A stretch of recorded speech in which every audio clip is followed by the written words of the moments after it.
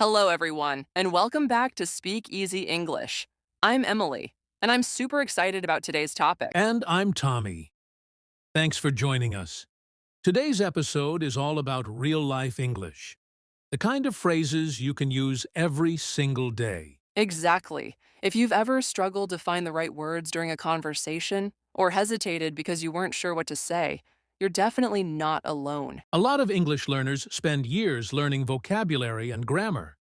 But when it's time to speak, they freeze. We get it. We've seen it so many times. But here's the thing. Becoming fluent isn't about knowing thousands of fancy words. It's about mastering simple, everyday phrases and using them naturally. Exactly. Listen to native speakers. You'll notice they don't use complicated words all the time. Instead, they repeat the same common expressions again and again. That's what makes conversations flow. That's right.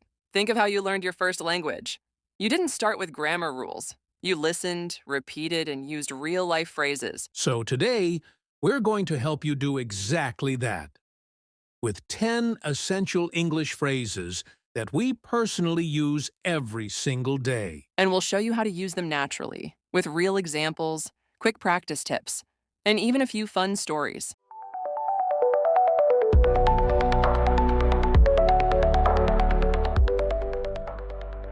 All right, first up, how's it going? It's a super casual way to ask someone how they're doing, a bit more relaxed than, how are you? For example, "Hey Sarah, how's it going?" "Pretty good, just got back from the gym." Try practicing this phrase in front of a mirror or with a friend. It's a great way to sound more natural right from the start. Phrase 2. Next is one I use a lot at work. "I'll get back to you." It's perfect when you don't have an answer right away. Exactly. It makes you sound confident and professional, instead of just saying, I don't know. Phrase 3. This one's fun. "I'm just kidding." Use it after a joke or playful comment so people know you're not being serious. Humor is part of natural conversation. Practice using this when telling a funny story. It'll help you loosen up and speak more freely. Phrase 4. Here's one you'll use all the time. It's up to you. It's a polite way to let someone else decide. Like if someone asks, "Where should we eat tonight?" You can say, "It's up to you. I'm good with anything." Phrase 5. This one is great for showing understanding in conversations. I see what you mean. It shows you're listening, and it keeps the conversation going. Try using it when you agree with someone's opinion. Phrase 6. We all have moments when we miss a word or don't quite understand what someone said. That's totally normal. And that's where, could you repeat that, comes in. Exactly. It's a polite and natural way to ask someone to say something again, without feeling embarrassed. For example, sorry, could you repeat that? I didn't catch the last part. This phrase shows that you care about the conversation and want to understand fully. A great way to practice this is by watching English videos or podcasts. When you don't understand something, pause and say out loud, "Could you repeat that?" Then go back and listen again. It builds both your listening skills and speaking reflexes. Phrase 7. Now let's talk about a phrase that's really useful when you're meeting someone. I'm on my way. Instead of saying "I'm coming" or just "okay," saying "I'm on my way" sounds more natural and confident. You can use this when texting friends, going to a meeting, or even letting someone know you're almost there. For example, "Hey, are you coming?" "Yep, I'm on my way, just 5 minutes out." It's simple, but it adds that natural touch to your English. Phrase 8.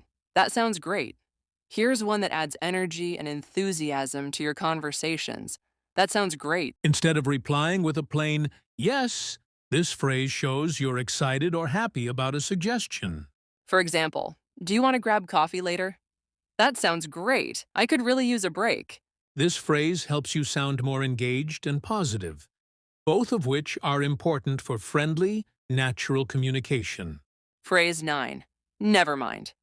Sometimes you start to ask something, then change your mind. Instead of struggling to explain, just say, "Never mind." It's short, polite, and shows that you're letting the thought go. For example, "Oh, what time is..."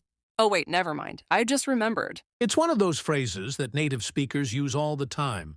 And once you start using it, it'll feel really natural. Phrase 10. Let me know. And our final phrase today is let me know. It's great for keeping communication open. When you want someone to tell you their decision or update you later, this is the go-to phrase. For example, let me know when you're free to chat. Or let me know if you need help with that. You can use this phrase in texts, emails, or even when making plans. It's super versatile and friendly, too. So now you've got 10 powerful, everyday English phrases, and you know exactly how to use them. But here's the key. Don't just listen to them. Start using them. Try picking 3 and challenge yourself to use them in real conversations today. Practice by texting a friend, speaking out loud to yourself, or even leaving a voice note in English. The more you say them, the more natural they'll feel. And don't worry about being perfect. Fluency comes from practice, not perfection. We'd love to know, which phrase was your favorite today? Which one will you start using right away? Drop a comment below and let us know how your English journey is going. And of course, if you found this episode helpful, give us a like, hit that subscribe button, and share it with a friend who's also learning English. Thanks for watching, and we'll see you in the next episode.